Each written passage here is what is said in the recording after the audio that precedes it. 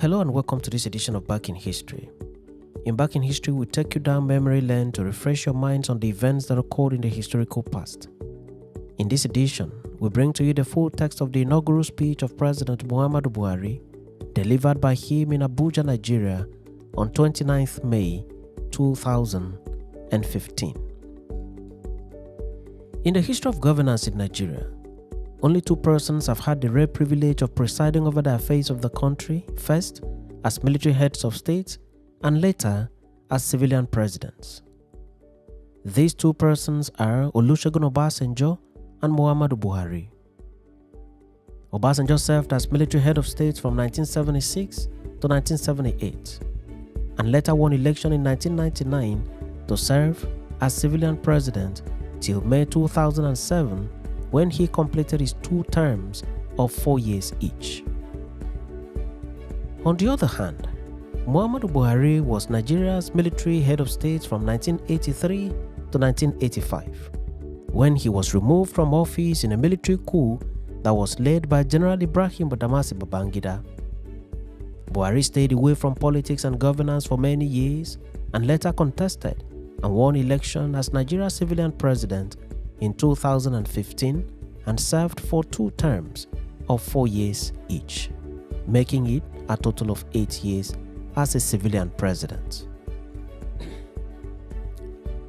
On the day of his inauguration as civilian president of Nigeria, he presented his inaugural speech to an august gathering in the following words, unquote, "I am immensely grateful to God, who has preserved us to witness this day and this occasion. Today marks a triumph for Nigeria and an occasion to celebrate her freedom and cherish her democracy. Nigerians have shown their commitment to democracy and are determined to enrich its culture. Our journey has not been easy, but thanks to the determination of our people and strong support from friends abroad, we have today a truly democratically elected government in place." He continued, still unquote, "I would like to thank President Goodluck Jonathan for his display of statesmanship in setting a precedent for us that has now made our people proud to be Nigerians wherever they are.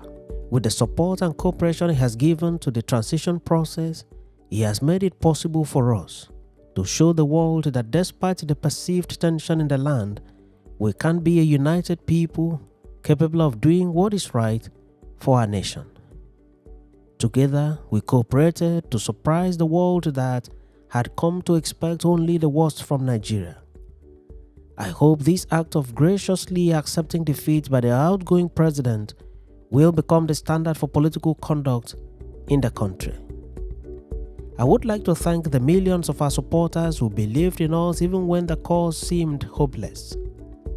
I salute their resolve in waiting long hours in rain and hot sunshine to register and cast their votes and stay all night if necessary to protect and ensure their votes count and were counted. I thank those who tirelessly carried the campaign on social media.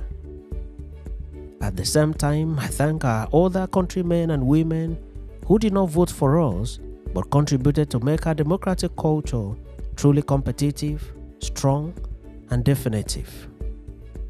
I thank all of you.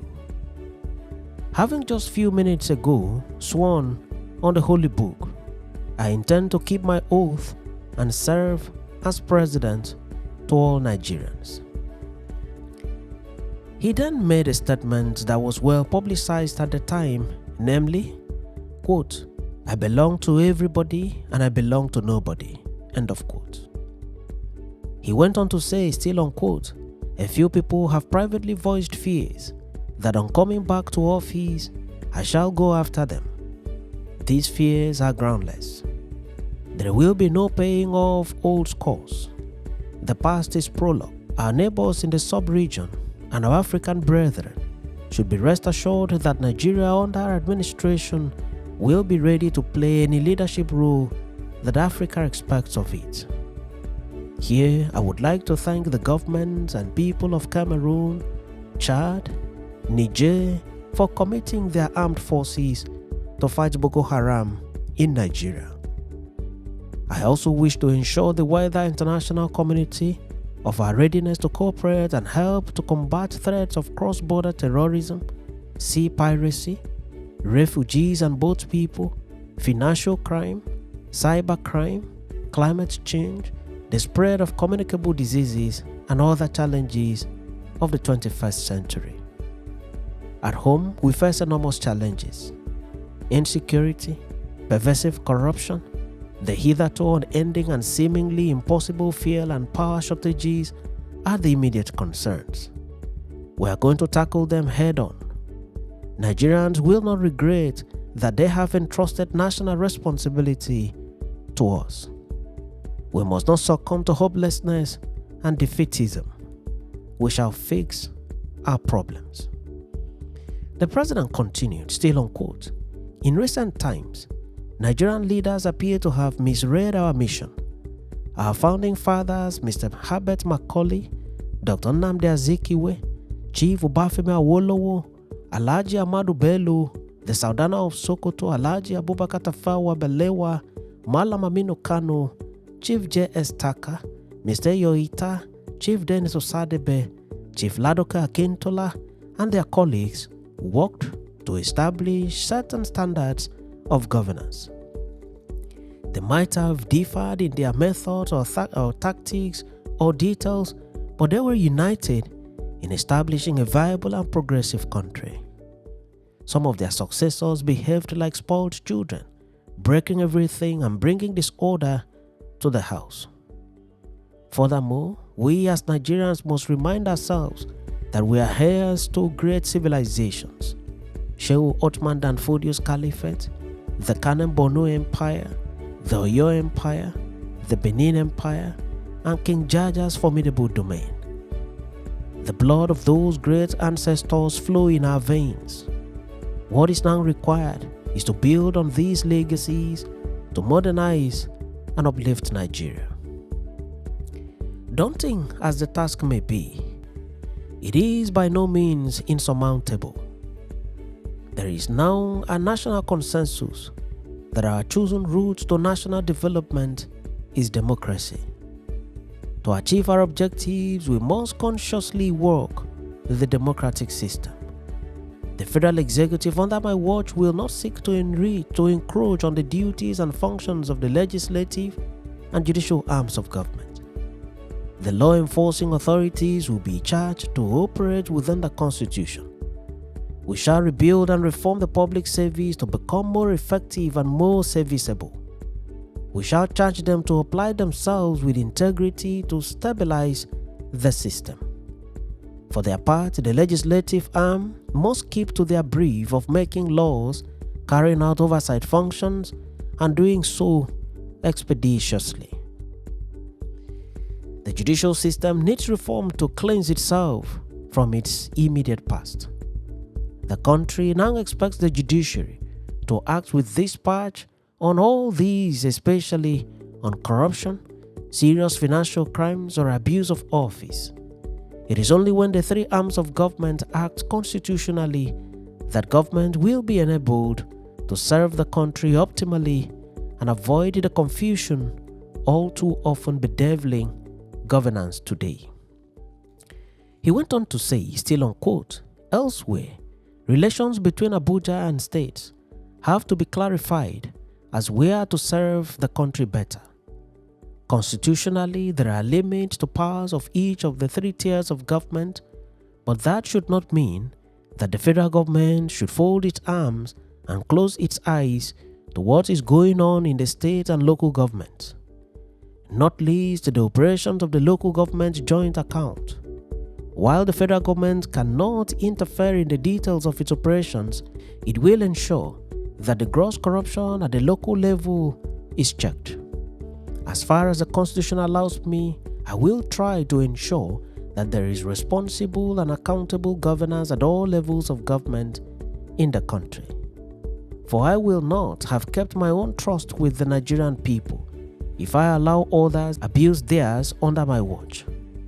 However, no matter how well organized the governments of the Federation are, they cannot succeed without the support, understanding, and cooperation of labor unions, organized private sector, the press and civil society organizations. I appeal to employers and workers alike to unite in raising productivity so that everybody will have the opportunity to share in increased prosperity. The Nigerian press is the most vibrant in Africa. My appeal to the media today, and this includes the social media, is to exercise its considerable powers with responsibility and patriotism. My appeal for unity is predicated on the seriousness of the legacy we are getting into.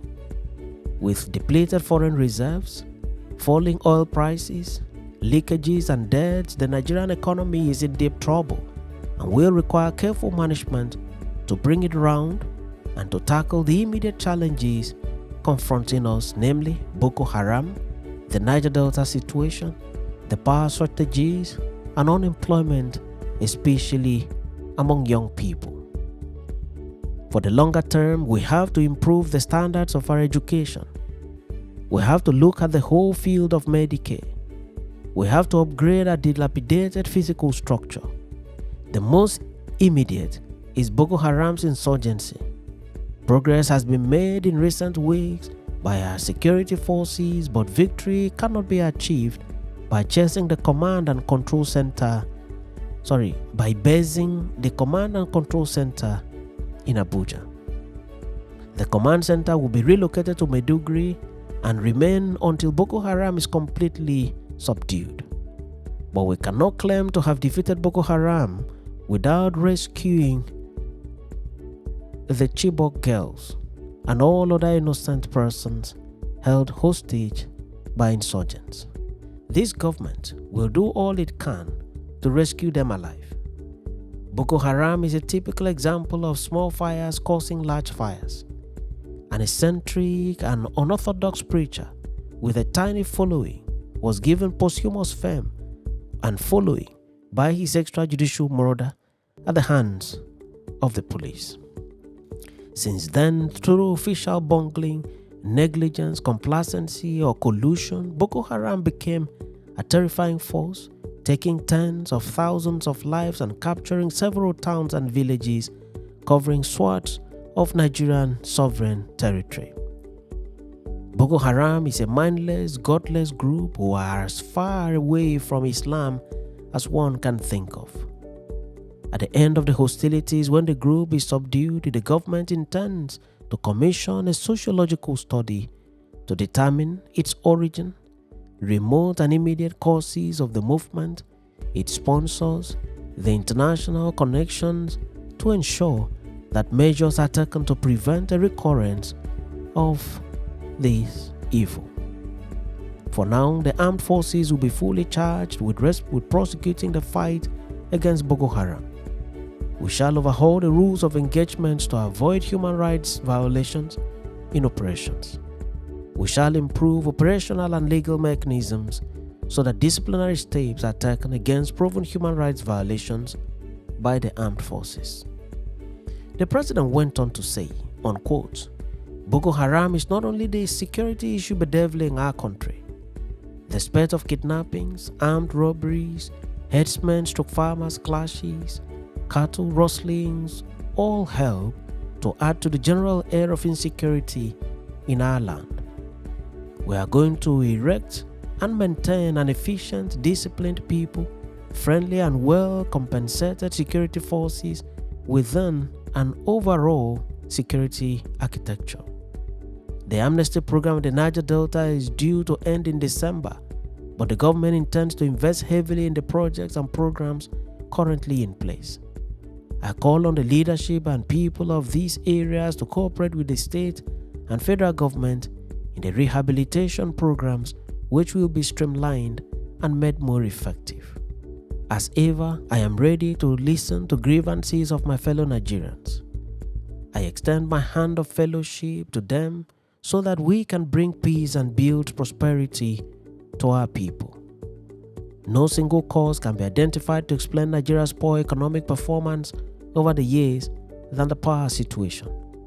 It is a national shame that an economy of 180 million people generates only 4,000 megawatts and distributes even less. Continuous tinkering with the structures of power, supply and distribution, and close on 20 billion expanded since 1999 have only brought darkness, frustration, misery, and resignation among Nigerians. We will not allow this to go on. Careful studies are underway during this transition to identify the quickest, safest, and most cost-effective way to bring light and relief to Nigerians. The president went on to say, still on quote, "Unemployment, notably youth unemployment, features strongly in our party's manifesto. We intend to attack the problem frontally through revival of agriculture, solid minerals, mining, as well as credit to small and medium-sized businesses to kickstart these enterprises. We shall quickly examine the best way to revive major industries and accelerate the revival and development of our railways, roads, and general infrastructure. Your Excellencies, my fellow Nigerians, I cannot recall when Nigeria enjoyed so much goodwill abroad as now. The messages I received from East and West, from powerful and small countries, are indicative of international expectations on us. At home, the newly elected government is basking in a reservoir of goodwill and high expectations. Nigeria therefore has a window of opportunity to fulfill our long-standing potential of pulling ourselves together and realizing our mission as a great nation." Buhari concluded his speech as follows, still on quote, "Our situation somehow reminds one of a passage in Shakespeare's Julius Caesar which reads as follows: There is a tide in the face of men which, taken at the flood, leads on to fortune. Omitted, all the voyage of their life is bound in shallows and miseries. We have an opportunity, let us take it. Thank you." End of quote.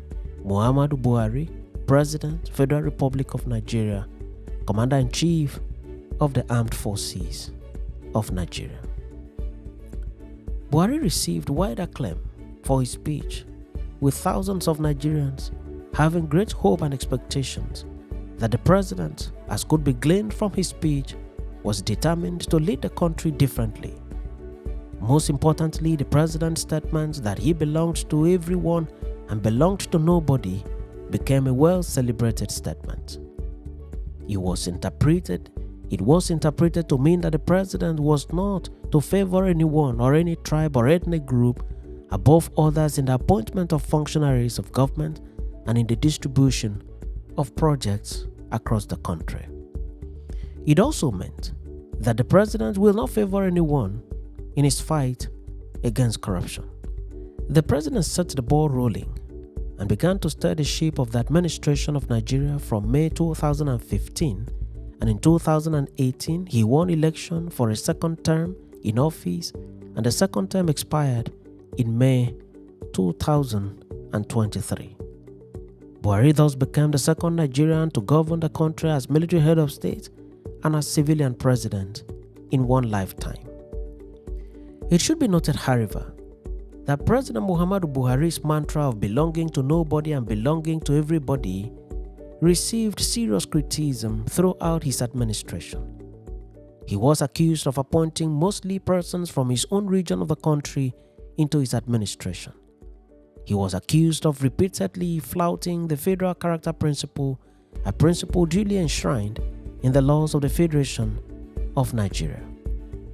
Buhari's promise in the same inaugural speech to take full charge of the security situation in the country also became a highly criticized promise in view of the many security breaches in Nigeria for the better part of Buhari's 8-year rule. Despite the criticism, Buhari has also been applauded for some of the decisions which he took during the course of his administration. Born in Daura village in December 1942, Muhammadu Buhari was trained as a military officer in Kaduna, Great Britain, India, and the United States of America. He served as military governor of the northeastern state in 1975 during the military administration of General Murtala Mohammed. He served in Obasanjo's administration as Federal Commissioner for Petroleum. In 1979, Nigeria returned to civilian rule and Buhari returned to regular military duties and was posted to military formations across Nigeria. Few years thereafter, a military coup was staged in the country and civilian President Shehu Shagari was removed from office. Muhammadu Buhari was then appointed by his colleagues as the military head of state of Nigeria. That was in 1983. 2 years thereafter, Buhari was removed from office in yet another military coup and replaced by General Ibrahim Badamasi Babangida. Buhari went into solitude and later returned to public life when he was appointed by General Sani Abacha as chairman of the Petroleum Trust Fund. Abacha later died and was immediately succeeded by General Abdul Salami Abubakar. Between 1998 and 1999, Abubakar saw to the conduct of democratic election and a return to democratic rule after many years of military interregnum. Following the return of Nigeria to democracy, Muhammadu Buhari picked interest in politics and contested unsuccessfully twice for the office of president. On his third attempt in 2015, he won election and in May of the said year, he was sworn in as civilian president of the country, succeeding President Goodluck Jonathan. Buhari went on to steer the ship of governance in Nigeria for 8 years as civilian president. He is loved by many and also hated by many. He is married to Aisha Buhari and the marriage is blessed with children and grandchildren. Thanks for watching this episode of Back in History, and do remember to subscribe to the channel and follow the page for regular notifications on every new video.